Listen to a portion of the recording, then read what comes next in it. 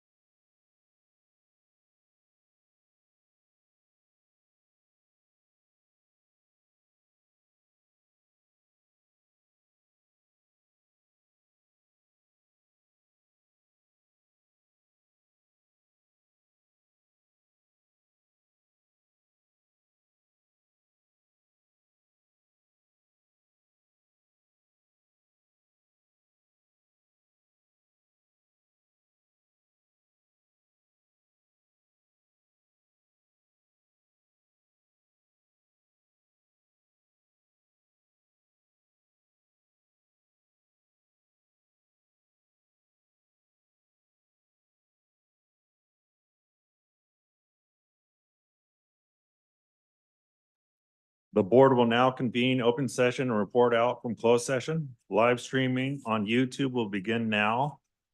For the open session of the Board of Education meeting, the URL for YouTube live streaming may be found on the NHUSD Board of Education website. If you are joining us online via Zoom webinar and you would like to provide public comment for this meeting, you may do so by selecting the raise hand option in Zoom. If you're calling in by phone, press 9 and wait to be called on. Community members may provide public comments to the board before each meeting via email at publiccomment@nhusd.k12.ca.us. There were no public comments provided to the board for tonight's meeting via the public comment email address. I would like to remind the public that the board will not respond to questions posed by those making public comments relative to closed session items 3.1 and 3.2. There was no action taken by the board. Okay, we'll go ahead and begin with the Pledge of Allegiance. So let's go ahead and rise. Go ahead and turn to the flag. Right hand over the heart. Ready, begin. I pledge allegiance to the flag of the United States of America and to the republic which stands one nation under God, indivisible, with liberty and justice for all. May I have a roll call? Hernandez. Here. Ishihara. Here. Buffet. Here. Kumar. Gonzalez. Here.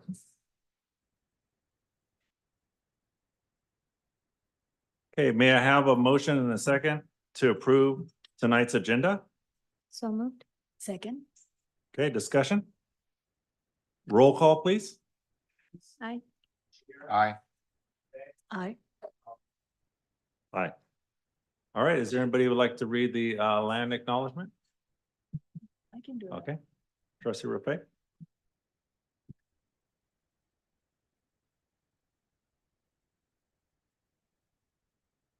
We want to open up this meeting by acknowledging with respect and love that the land we are on today is the traditional ancestral homeland of the Ohlone Chochenyo First People.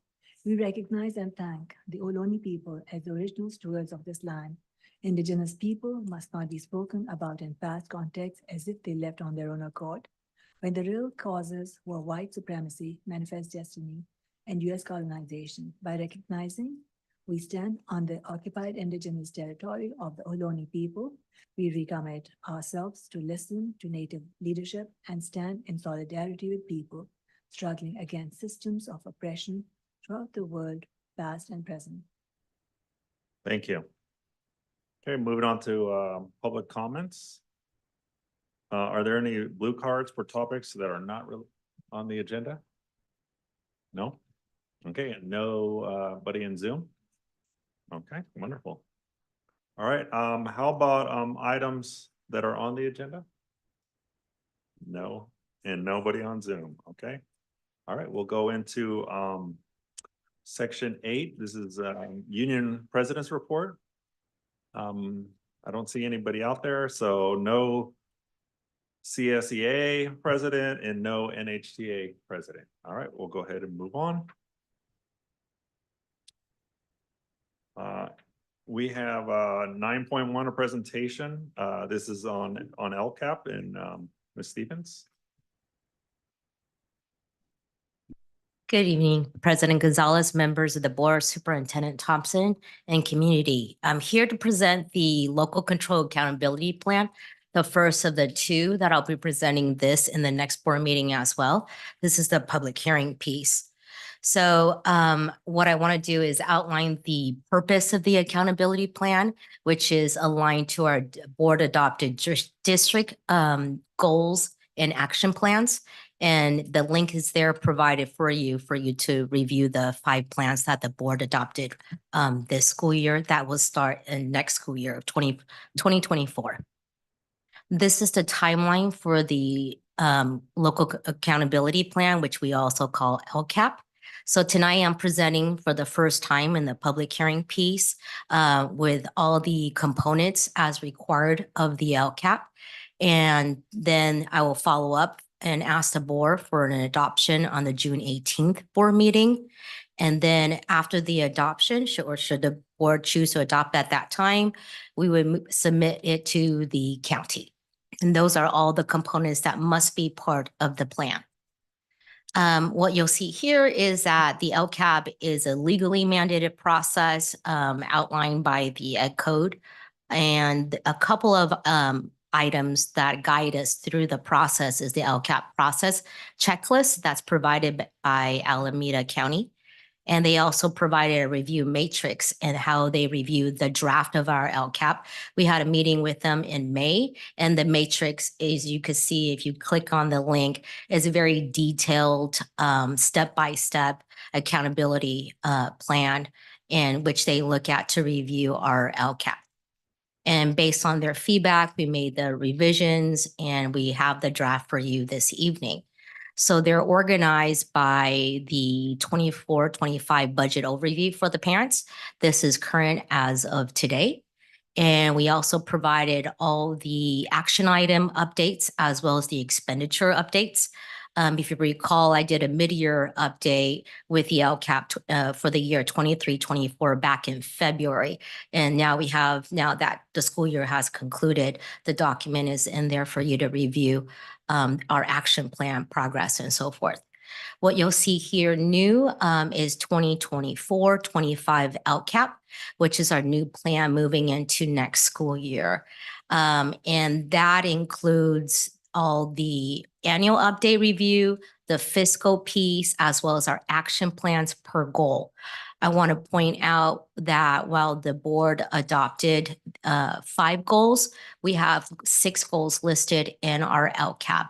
The 6th goal is specifically for Conley Carabello. As this school year, what's new is schools qualify for equity multiplier funds. We have to create a separate goal for. So there are dedicated goals to support the school site with the focus on student services there. What you'll also see in the links are our action plan, which also action table, excuse me, which outlines the fiscal allocation, our projections, and so forth.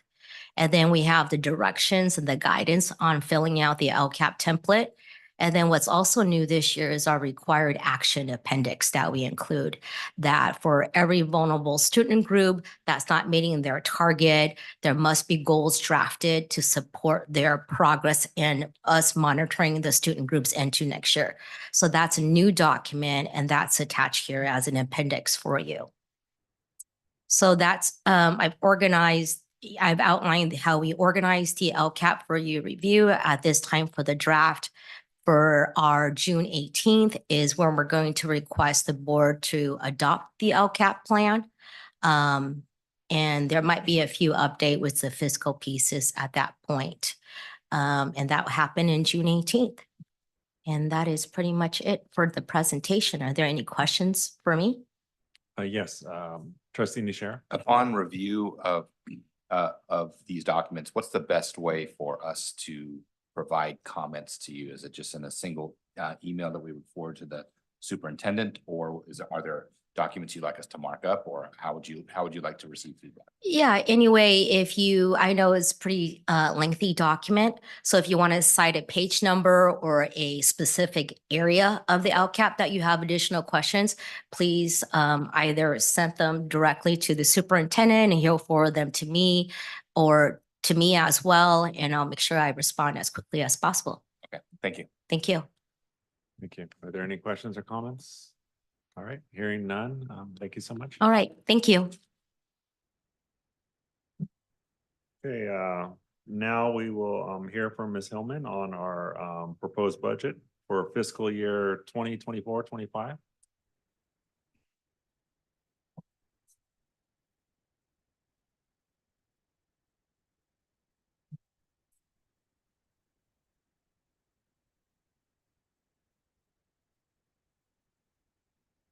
Good evening, Superintendent Thompson, President Gonzalez, and members of the board. So we are close to wrapping up our 24-25 budget season. As you know, we start this process in January, typically, as soon as we hear preliminary proposals by the governor. some of those tasks that triggers for us to get started, of course, are our enrollment report that we certify with the state. That leads into a lot of different things that we can put together, going back all the way to January. So in a later part of the agenda, similar to the LCAP, there will be a public hearing. According to code, we are required to conduct a public hearing on the preliminary proposed budget that would subsequently be presented to you for adoption. That would happen on the 18th. So this is the code that tells us what to do and by when and how to do it. The 24-25 starts a new budget cycle for us and for all public agencies, quite frankly. So as you can see there, June 18 would be that final budget that would be presented to you for adoption. And we will once again go through this process. Should there be significant changes by the time the governor adopts or enacts the budget, which he is required to do by June 30, we will then provide you those updated information by way of a 45-day budget revision, which is also according to code. If there are no significant changes, then we just move on. And the next time that we will provide to you an update would be the first interim in December. So we don't only develop 1 year's budget, we are required to have 1 year plus 2 out years. And there's a reason for that. AB 1200 is the bill that requires public agencies to go through that process. And it really happened decades ago based on the first public agency that went bankrupt, that had to take on a loan from the state, an interest-bearing loan. And from that point on, some legislation was written, and this is the result of it. That is the reason why we always have to have 1 year plus 2. I've said this before, and it really is, I can't say it enough, that whatever budget is presented to you is driven by assumptions. It's only as good as the assumptions we are using. So the next section of this presentation, I would be going over what those assumptions are. And before I get there, this is how that 3-year budget development happens. So as you can see here, horizontally, we've been developing the 24-25 since 22-23 budget year. Of course, a lot can happen within 12 months, within 2 years, but we've started looking at that 2 years ago. When you look at it vertically, that's what I was talking about in terms of we always have to have a 3-year budget projection, 1 year plus the 2 out years. And that's how you look at this illustration. So what are the main components when we develop the budget? There's a lot of things that go into it, right? For the revenue piece, we of course rely on the state. They tell us what COLA to use. They give us some of these factors that we have to build in. And then there are local factors in terms of our staffing, our contractual obligations. But this just shows you that these are the main components of how we start building it, putting it together by the time we get to June 18. Revenues, expenses, sometimes something that didn't exist before by way of a legislation, and then we have to also consider those in putting that budget together. This is the formula by which public agencies like us are funded. So LCFF, it's been around since 2014. These are the main revenue components of that formula. We have the base grants. You'll hear a lot about the supplemental and the concentration grants. And in the bottom there, I'm highlighting that the COLA, which is slightly higher than initially projected, is 1.07%, and that's the assumption that we are using on that end. So we hear for the first time what the governor proposes in January, and then we start doing certain things to the level that we can based on the information that we have. And then he releases what is called the May revision. So he had his press conference 2 weeks ago. I think that was 2 weeks ago. And listening to it, first of all, it was a 15-minute press conference, very different than what I've seen before.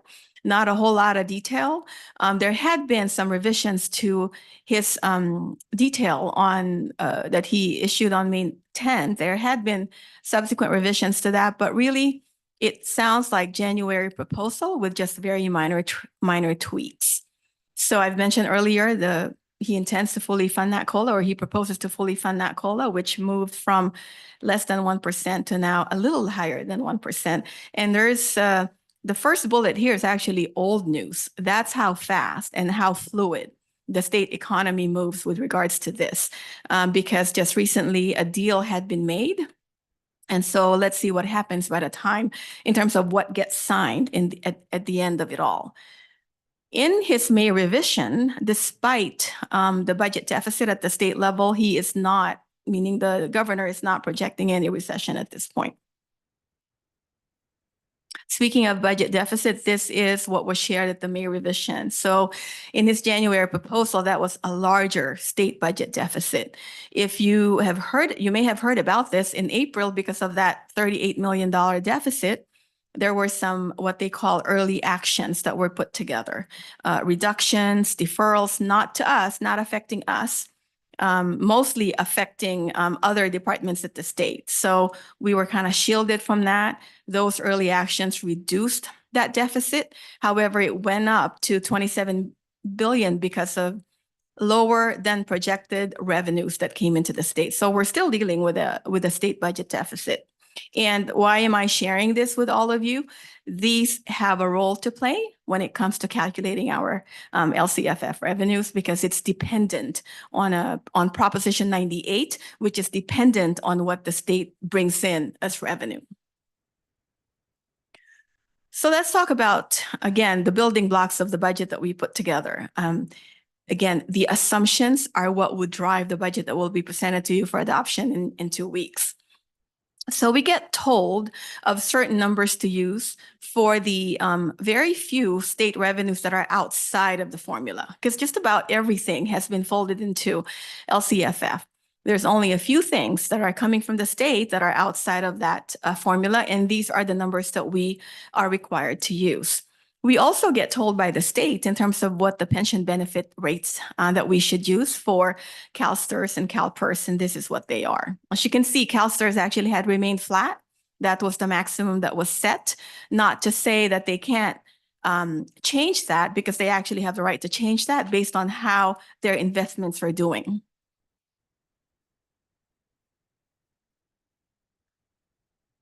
In terms of the COLA that we heard, which is slightly higher than January proposals, I wanted to show you how that evolved.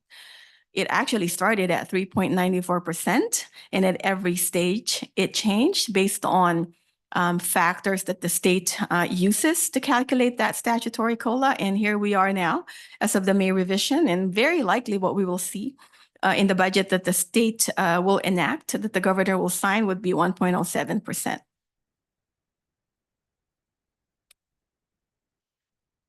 Applying that 1.07% to the base rates of the COLA, these are the numbers that we would be earning per ADA. You know, if a student attended every single school day of the year, we will be getting these amounts as shown here.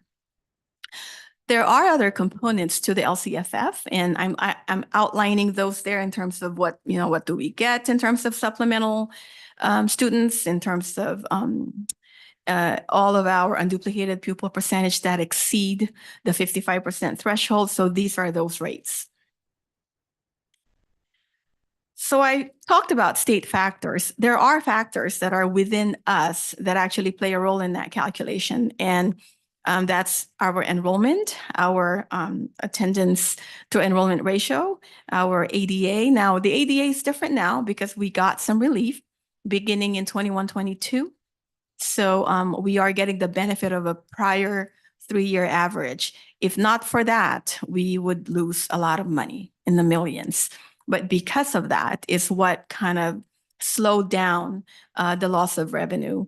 Now, that number will fall a lot when we get to 25-26, because the benefit of the ADA relief that the state gave us actually would drop after this coming year, 24-25. So we will be seeing a change in that.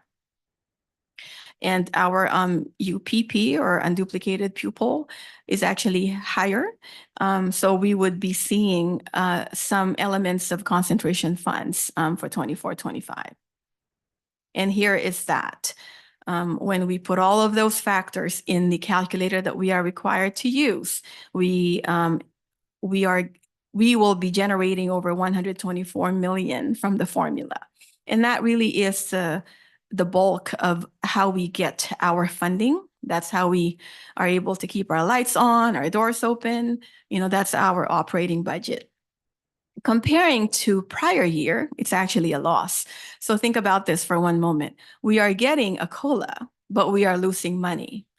That's because of our enrollment decline. And that's an important thing to remember.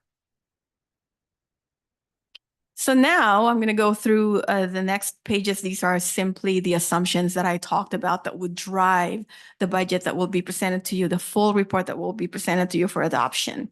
These are our class sizes. This is how we would staff the different grade levels.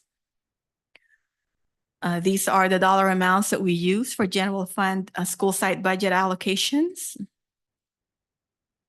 These at this point are the contribution that we have to provide to other programs in order for them to balance themselves. And from the last update that we presented to you at the second interim, our ending balance is projected to be higher by 1 million, 1,044 million. And these are what's driving those differences. So this is one data point that I keep a close watch on because our ending balance plays a role in terms of how that 3-year budget projection looks like. So I've talked about our local factors that play a role in the budget that would be completed and finalized. What the state is telling us to use in terms of other factors, the highlights of the May revision. There are a few things that were in the May revision that really need to be unpacked some more. I would expect, just like every year, there will be some trailer bills that would provide additional detail on those. And we will share those with you as we get them. So it's not done yet as far as the state concerned, neither is it for us. So it's still fluid. We're still updating numbers, and we will be putting that together, and we'll have it for you on the 18th. So this is just a roadmap on how we're going to get, how we started going to all the way to the 18th when we are ready to put that together for you. Oh, just something to smile about. I actually stole that from the school services. But yeah, I'm sure you can see a resemblance with someone in terms of whoever is drawn in that picture. Anyway, that ends my presentation. Are there any questions? Are there any questions from the board? I just have one. Where did you get that one picture with the words and font? I know there's one part on there that says Prop 98 maneuver. This one? Yeah. Yeah. It's an app. Oh, it's an app. It's a free app. It's No, called. because that's some of the criticism of the governor is Yes. the Prop 98. Watch out, Yes. The CSEA brought that up. Mm-hmm.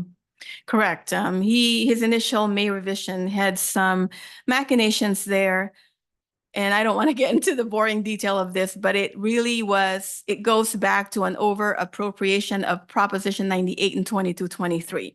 So he's kind of like backing that out from the growth of Prop 98 for 24-25, which is, as you've heard, there are some groups that are saying that's not constitutional. You need to do something else. And I think they reached a deal. So we'll see what happens by the time it gets signed. Thank you. Thank you.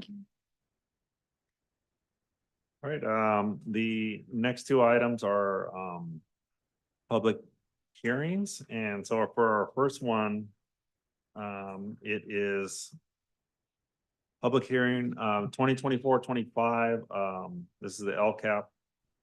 And so officially, we will now convene public hearing to receive public testimony concerning the 2024-25 local control accountability plan with all sections. Are there any speakers? Okay. So so there are no speakers, and so the public hearing concerning the 24-25 LCAP with all section is now closed. We will open up the next part, which is on the proposed budget. So now convene public hearing to receive public comment concerning the 24-25 proposed budget. Are there any speakers on this one? Okay, so there being no speakers, the public hearing concerning the 2024-25 local proposed budget is now closed. We will now go on to information items, and I'll go from right to left. This is board comments and the superintendent comments, and so Trustee Hernandez. I just want to mention how great of a ceremony Logan's graduation was. Thank you. This past week, it was a huge success, and I really enjoyed joining the board for my first graduation on stage. Thank you so much. Thank you. Okay. Trustee Nishihara. I have nothing to report. Okay. Trustee Rafe.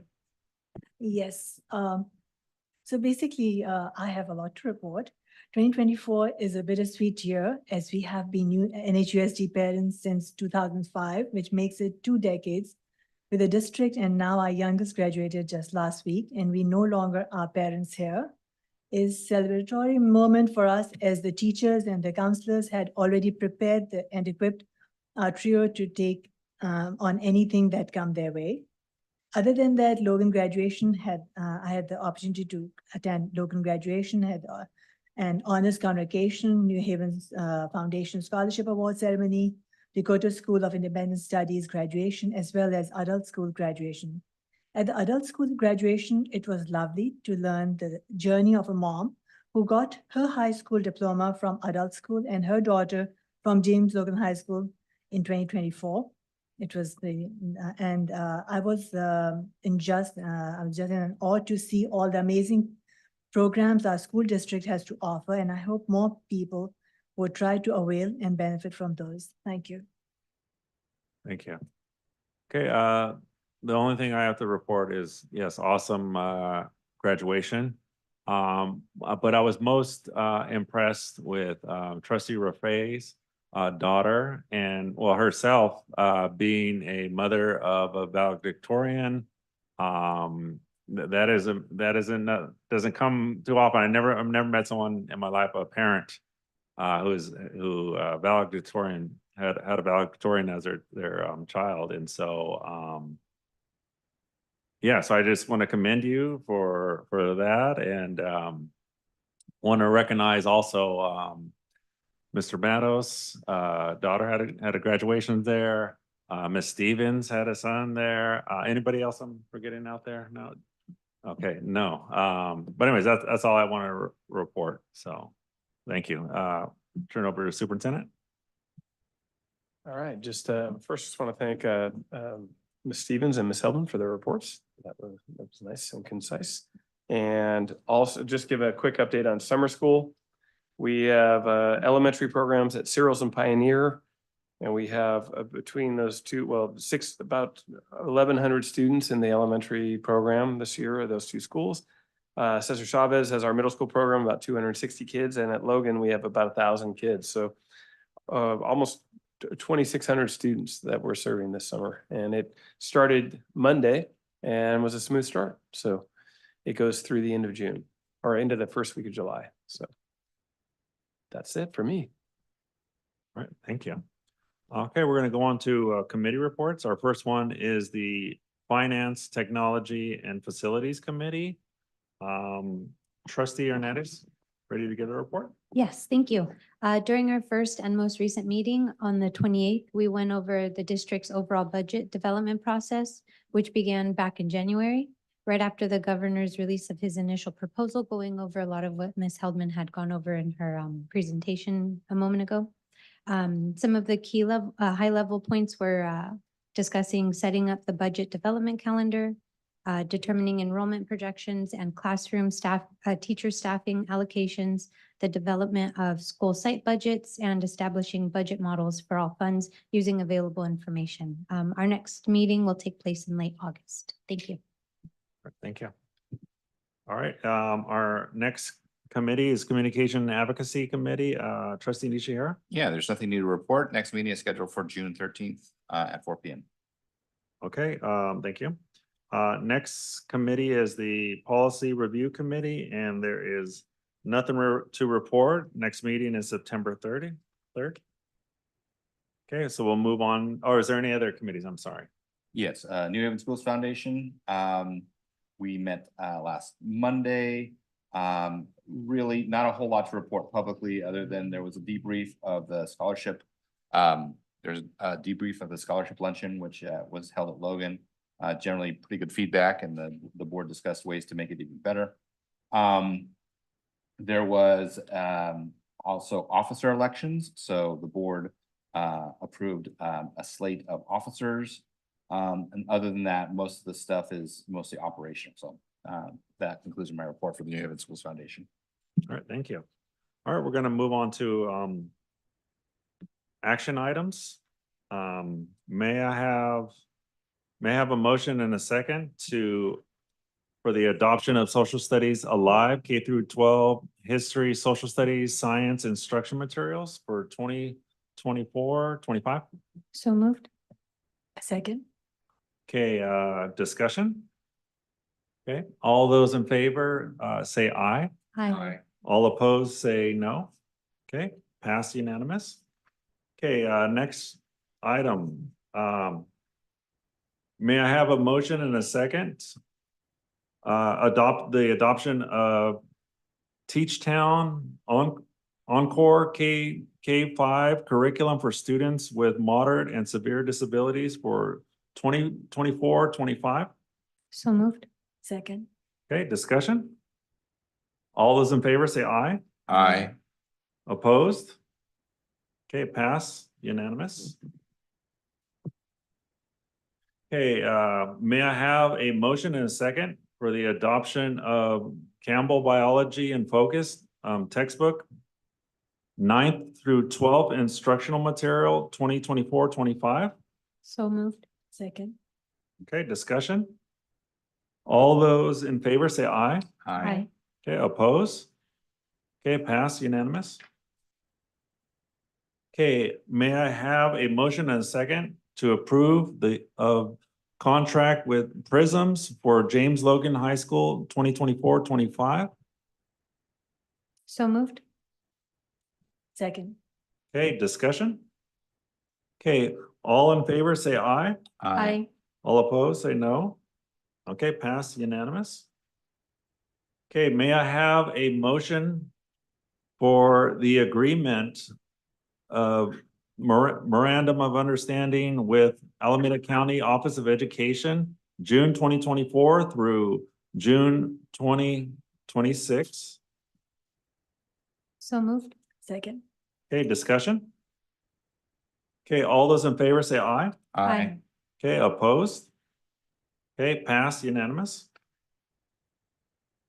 Okay, may I have a motion and a second to approve the contract with RK and Associates, DBA Escon Builders for siding repairs and painting at the Corporation Yard? So moved. Second. Okay, discussion? Okay, all those in favor say aye. Aye. All opposed say no. Okay, passes unanimous.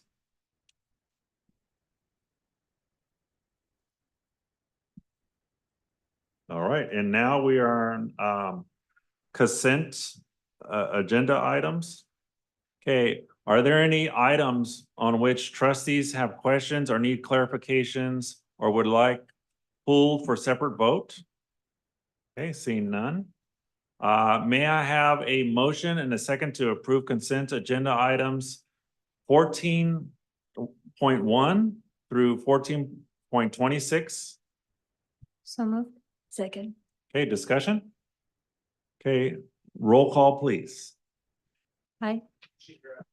Aye. Aye. Aye. All right, so there is no items that were pulled, and so we'll go on to the assessment of governance procedures and protocols. Any comments? Hearing none, seeing none. All right, board members' requests. Okay, trustee Rafe? This is oh, it's me. No.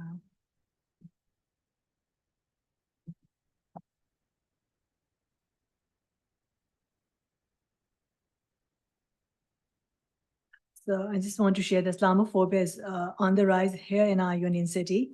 The mosque, the Masjid Huda on Smith Street in Union City has been shot at 3 different times in the past 2 months. This mosque offers daily Islamic studies classes, which are attended by our NHUSD students too. UCPD and City Council will be at the mosque on Thursday to figure out the steps to avoid such incidents. In our school district, there should be no tolerance for hate crimes, racist slurs, religious bigotry, name calling, body shaming, to name a few. All this needs to be immediately reported, addressed, and logged, and the students who indulge in such activities, there should be counseling provided to them to help them realize how their words and actions are hurtful to their classmates. I request, can we start work on this 2024-25 school year? Okay, we have a request. That is already underway in terms of reviewing our policy on discrimination and racism. And we'll have a meeting in mid-June actually to go over that with some other districts. And that will be a part of our belonging and dignity work moving forward. It's already built in. Thank you.